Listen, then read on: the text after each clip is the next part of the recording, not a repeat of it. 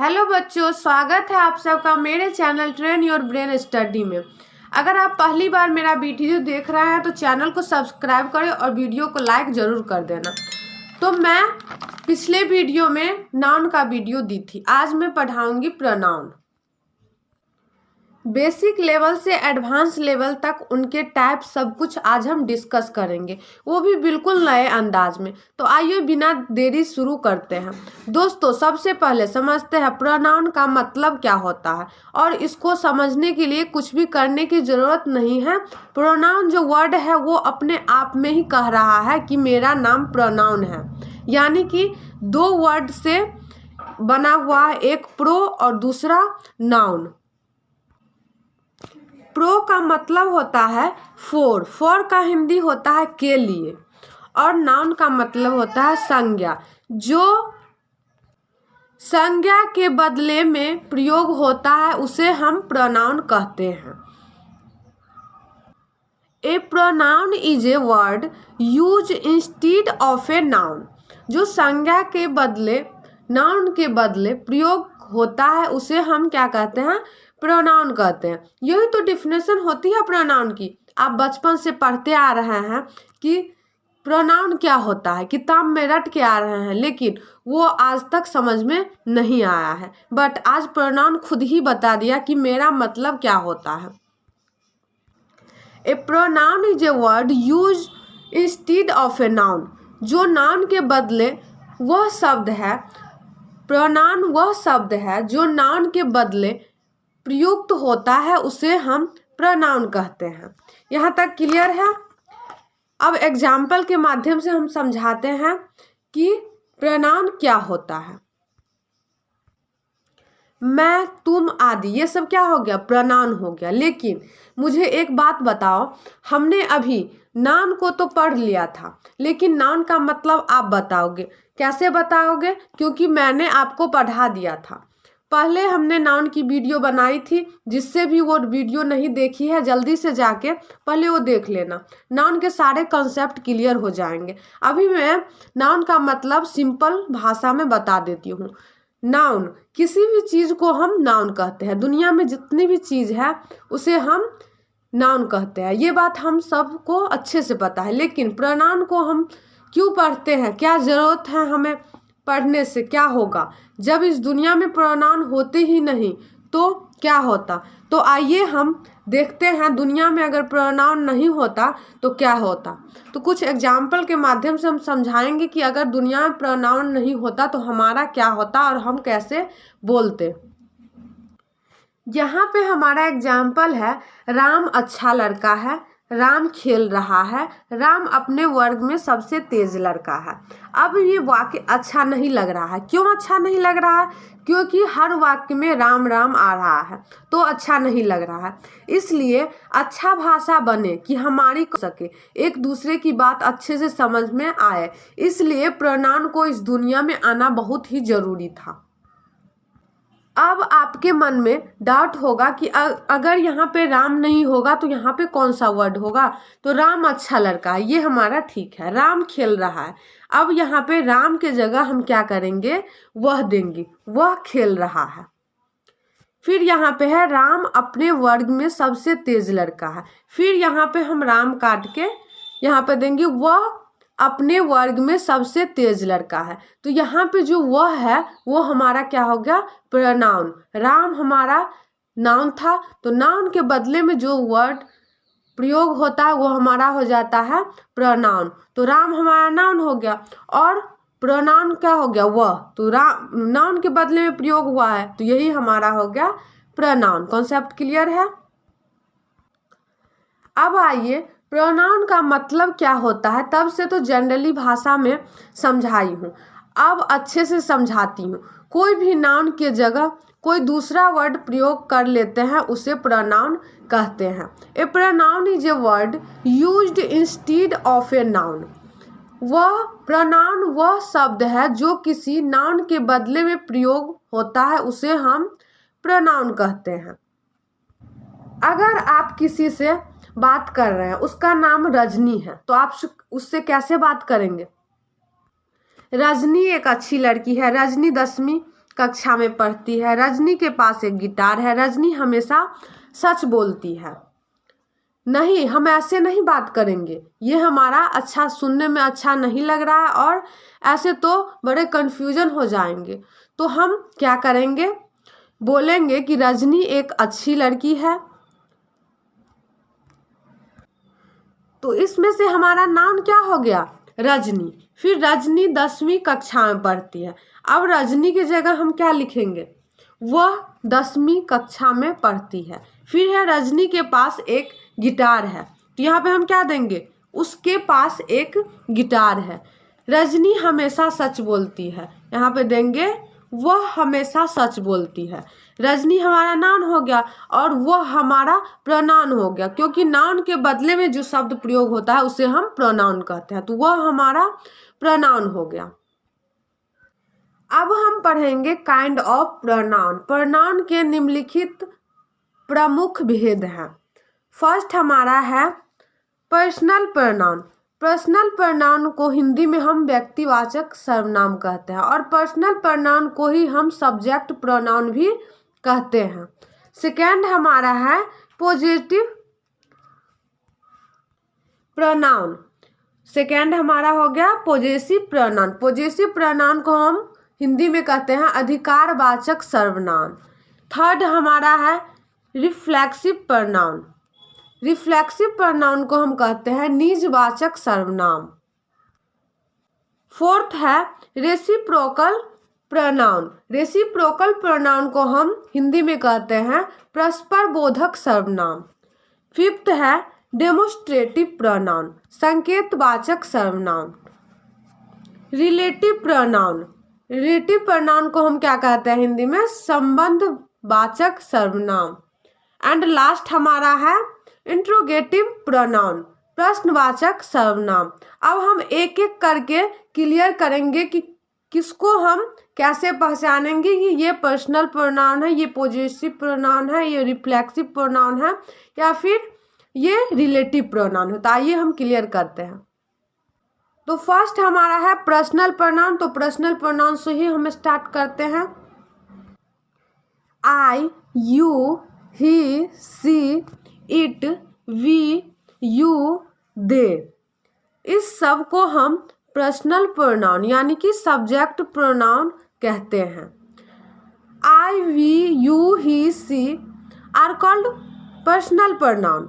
यहाँ personal pronoun का अर्थ है relating to personal pronoun, first person, second person, third person. ये आपको अच्छे से क्लियर होगा कि फर्स्ट पर्सन किसको कहते हैं, सेकेंड पर्सन किसको कहते हैं और थर्ड पर्सन किसको कहते हैं। फर्स्ट पर्सन आई हमारा हो गया फर्स्ट पर्सन, यू हमारा हो गया सेकेंड पर्सन और दे हमारा हो गया थर्ड पर्सन। आई और वी फर्स्ट पर्सन के प्रोनाउन है, यू सेकेंड पर्सन का प्रोनाउन है, ही, सी, इट और दे थर्ड पर्सन के प्रोनाउन है, इसलिए इसे हम पर्सनल प्रोनाउन कहते हैं। पर्सनल प्रोनाउन को ही हम सब्जेक्ट प्रोनाउन भी कहते हैं। पर्सनल प्रोनाउन के रूप केस वाइज बदलते हैं, जिन्हें इस श्रेणी में अच्छे से समझाया गया है। आई किस चीज में चेंज हो जाएगा, मी में, यू का यू ही रहेगा, ही का हिम में चेंज होगा, सी हर में और इट का इट ही रहेगा। फिर यू वी अस में चेंज होगा, यू का यू ही रहेगा और दे हमारा देम में चेंज हो जाएगा। जब सब्जेक्ट हमारा ये रहेगा तो हमारा ऑब्जेक्ट आई का मी होगा, यू का यू होगा, ही का हिम होगा। इस ऐसे हमारा सब्जेक्ट ऑब्जेक्ट में चेंज हो जाएगा। पर्सनल प्रोनाउन के सभी फॉर्म को आप यहाँ देख रहे हैं। इनमें से my, our, your, his, her, its और देयर को पॉजेसिव एडजेक्टिव कहा जाता है, क्योंकि ये किसी न किसी नाउन के ठीक पहले प्रयुक्त होता है, उसे हम पॉजेसिव एडजेक्टिव कहते हैं। जो भी पॉजेसिव एडजेक्टिव अगर होगा तो वो किसी न किसी नाउन के ठीक पहले प्रयोग होगा। एग्जाम्पल से हम समझाते हैं कि कैसे वो पहले प्रयोग होगा। यहाँ पे है दिस इज माई बुक, यह मेरा किताब है। तो यहाँ पे माई, बुक हमारा क्या हो गया, नाउन हो गया, और माई हमारा पोजेसिव एडजेक्टिव हो गया। ये नाउन से पहले हमारा माई लगा हुआ है, तो ये हमारा हो गया पोजेसिव एडजेक्टिव। अब यहाँ पे है those are your book, book हमारा हो गया नाउन और योर हमारा हो गया पोजेसिव एडजेक्टिव। क्यों हो गया पोजेसिव एडजेक्टिव, क्योंकि ये हमारा नाउन से पहले प्रयोग हो रहा है, इसलिए हमारा ये हो गया पोजेसिव एडजेक्टिव। अब इनमें से पोजेसिव एडजेक्टिव में दो ऐसे पोजेसिव एडजेक्टिव है जिनका प्रयोग नाउन प्रोनाउन की भांति भी होता है, परंतु इस स्थिति में इसके ठीक बाद कोई भी नाउन प्रयोग नहीं होता है। इसमें से वो दो वर्ड कौन सा है, हिज और हर। ये दो ऐसा पोजेसिव एडजेक्टिव है जिनका प्रयोग प्रोनाउन की भांति भी होती है, परंतु इस स्थिति में इसके ठीक बाद कोई भी नाउन नहीं रहता है। जैसे एग्जाम्पल है दिस बुक इज हर, तो यहाँ पे बुक क्या है, बुक हमारा नाउन है, तो नाउन के बाद हमारा हर प्रयोग हो रहा है, तो ये क्या हो गया, पोजेसिव एडजेक्टिव हो गया। फिर यहाँ पे है आई नो हर, नाउन के बाद हमारा हर का प्रयोग हो रहा है, ये हमारा हो गया पोजेसिव एडजेक्टिव। तो दो हमारा ऐसा वर्ड है जो प्रोनाउन की भांति भी होता है प्रयोग, और परंतु इस स्थिति में ठीक बाद कोई भी नाउन प्रयोग नहीं किया जाता है। तो हर हमारा क्या हो गया, प्रोनाउन हो गया। प्रोनाउन का प्रयोग नाउन के बदले में होता है, इसलिए प्रोनाउन के ठीक बाद कोई भी नाउन प्रयुक्त नहीं रहता है। जब प्रोनाउन के ठीक बाद कोई नाउन प्रयुक्त रहता है तब वो प्रोनाउन हमारा एडजेक्टिव में परिवर्तित हो जाता है, क्योंकि इस स्थिति में वो अपने बाद आने वाला नाउन को क्वालिफाई करता है। इतना क्लियर है। तो हमारा पर्सनल प्रोनाउन यानी सब्जेक्ट प्रोनाउन हमारा क्लियर हो गया। अब है सेकंड हमारा पोजेसिव प्रोनाउन। पोजेसिव प्रोनाउन, जिस प्रोनाउन का प्रयोग अधिकार दिखाने के लिए किया जाता है उसे पोजेसिव प्रोनाउन कहते हैं। A word that replace a noun and show ownership, it is called possessive pronoun. Mine, your, his, her, our, their, ये सब हमारा क्या हो गया, पोजेसिव प्रोनाउन हो गया। एग्जाम्पल है इट्स नॉट योर, यह तुम्हारा नहीं है, ये क्या है, अधिकार जता रहा है कि ये हमारा है। इट्स माइन नाउ, यह अब हमारा हो गया, ये क्या जता रहा है, अधिकार जता रहा है कि ये अब हमारा हो चुका है, ये हमारा अधिकार का बोध होता है, तो ये हमारा हो गया पोजेसिव प्रोनाउन। जैसे बुक है, उसको हम बोलते हैं दिस बुक इज माइन, यह किताब मेरा है, तो क्या हो गया, अधिकार जता रहे हैं कि ये किताब मेरा है, तो ये हमारा हो गया पोजेसिव प्रोनाउन। जिस प्रोनाउन का प्रयोग अधिकार दिखाने के लिए किया जाता है उसे ही पोजेसिव प्रोनाउन कहते हैं। अब नेक्स्ट हमारा है third reflexive pronoun. Reflexive pronoun अब किसको कहते हैं यह हम जानेंगे। जब वाक्य में myself, ourselves, yourselves, itself, herself, ourselves, yourselves, themselves के प्रयोग से काम करने का असर खुद कर्ता पर पड़ना प्रतीत होता है, तब इन्हें हम रिफ्लेक्सिव प्रोनाउन कहते हैं।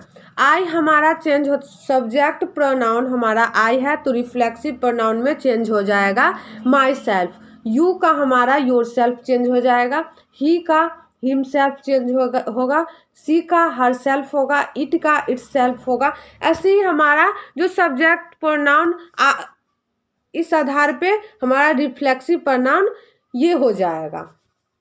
तो हम एग्जाम्पल देखते हैं जो कैसे हो रहा है। एग्जाम्पल हमारा है आई हर्ट माई सेल्फ, मैंने अपने आप को चोट पहुंचाई। We can help ourself, हम लोग अपने आप को मदद कर सकते हैं। सी ruined हर सेल्फ, उसने अपने आप को बर्बाद किया। यहाँ चोट पहुंचाना, मदद करना और बर्बाद करना ये सब क्या हो रहा है, असर किस पे पड़ रहा है, खुद कर्ता पे।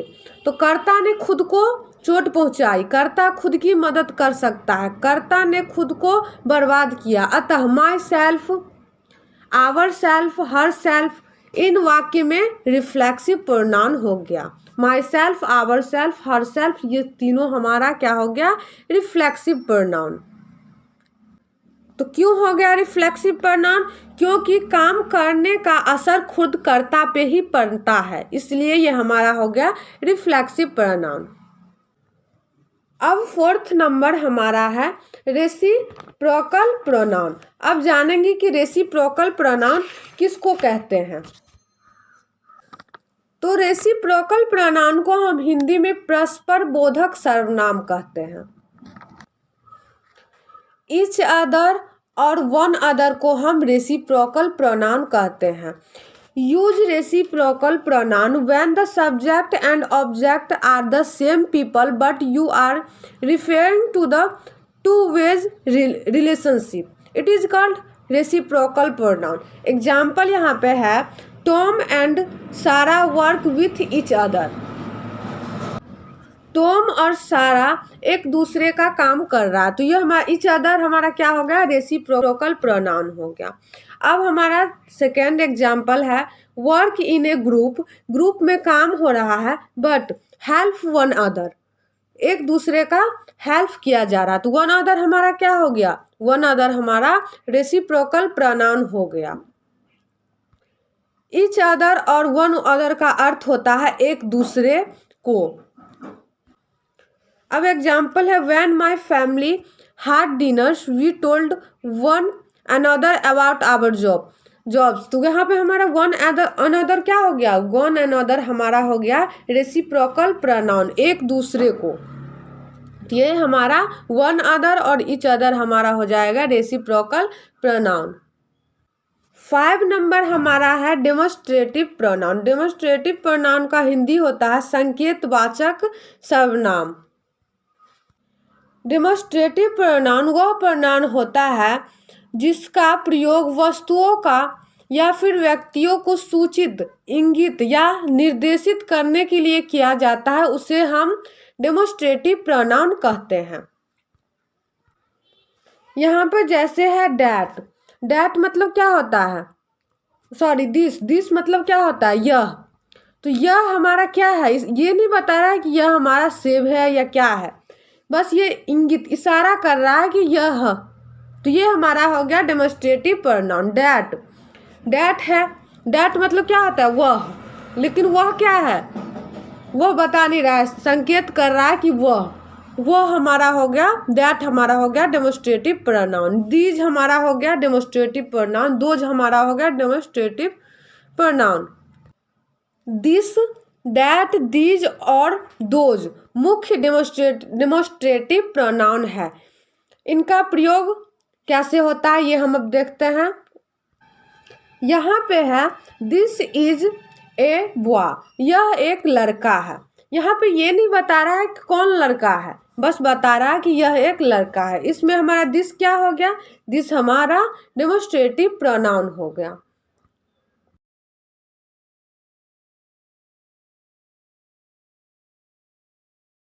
अब है हमारा 6 नंबर। 6 नंबर है इंडेफिनिट प्रोनाउन। अब हम जानेंगे कि इंडेफिनिट प्रोनाउन किसको कहते हैं। इंडेफिनिट प्रोनाउन को हम हिंदी में अनिश्चयवाचक सर्वनाम कहते हैं। जिन प्रोनाउन से किसी निश्चित व्यक्ति या वस्तु का बोध नहीं होता है वह इंडेफिनिट प्रोनाउन कहलाता है।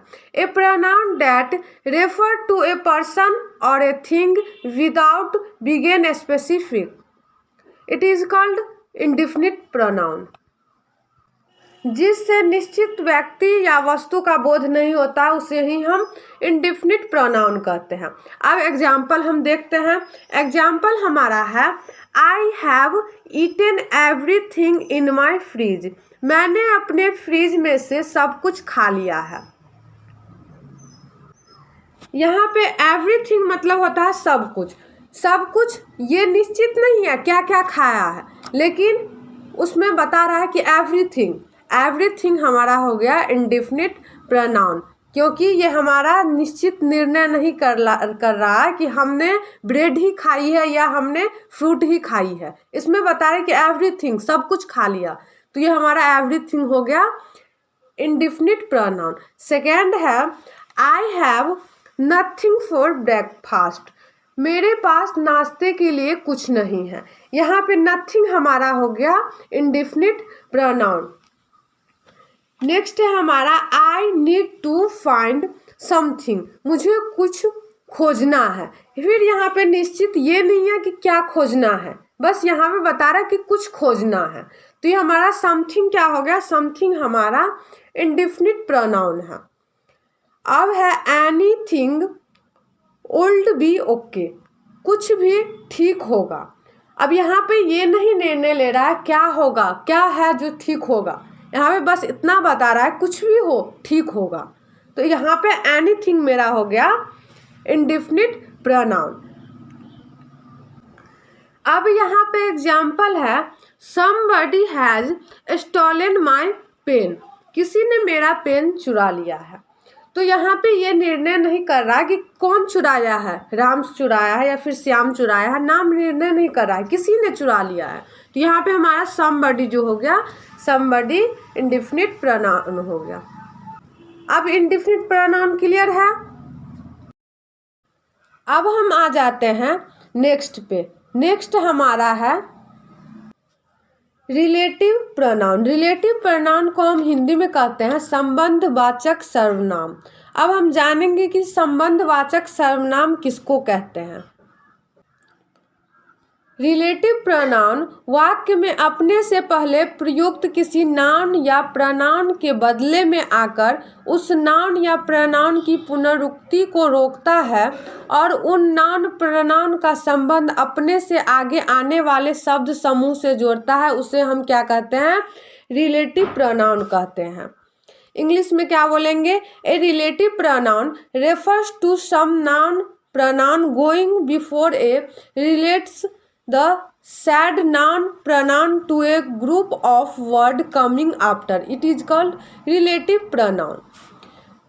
इसमें से कुछ प्रमुख रिलेटिव प्रोनाउन होते हैं, उसमें कौन कौन सा आ जाते हैं, who, which, whom, where, when, whose, ये सब कुछ प्रमुख रिलेटिव प्रोनाउन होते हैं।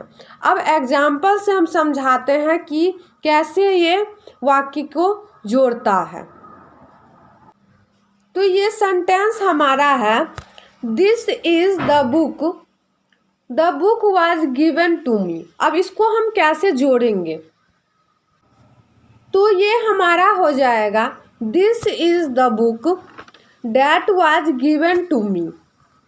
यहाँ डैट एक रिलेटिव प्रोनाउन है जो अपने से पहले आए नाउन हमारा क्या हो गया, बुक हमारा नाउन हो गया।